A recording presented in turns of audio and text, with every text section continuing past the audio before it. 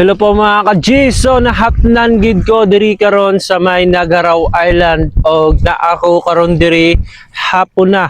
So kini ang view diri mga ka-G sa may mismong Nagaraw Island. At ito nga mga ka-G ang tinatawag na sandbar dito. Makikita po ito mga ka-G kapag ang dagat ay low tide. So, ibig sabihin, mababa yung dagat dito sa may isla, kaya nakikita itong sandbar dito sa likuran ko. Ito na nga po, makikita na natin ang sunset sa mga oras na ito dahil hapon na mga ka-G.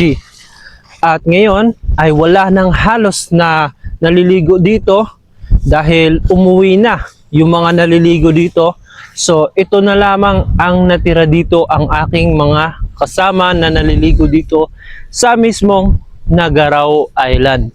Dito naman yung side ng view dito ay ayan mismo ang ilang puno na makikita natin dito sa Nagaraw Island. So, ilang puno ng buko lamang ang makikita natin. Tapos ito po mga ka-G ay mayroon pong mga naliligo at mismong selfie. Picture para po masulit itong view dito mismo sa may sandbar ng Nagaraw Island. Makikita naman po natin kung gaano kaganda itong sandbar ng Nagaraw Island.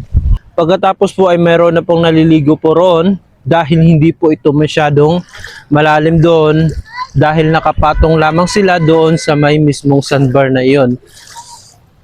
Mula dito naman sa may sandbar na nakatayo ako sa may sandbar na ito ay makikita dito ang view nitong Nagaraw Island. At pagkatapos ang kagandaan naman dito, makikita natin dito yung sunset. Ayan mga ka-G. Ayun. So mga ka-G, maayong hapon o nadiri ang mga taga Nagaraw, mga gwapa sa Nagaraw. Shout out guys sa ilaha mga ka-G. Yeah. Ayan. So, kana mga ka-G, no, mga single pa na diri og makanhi mo.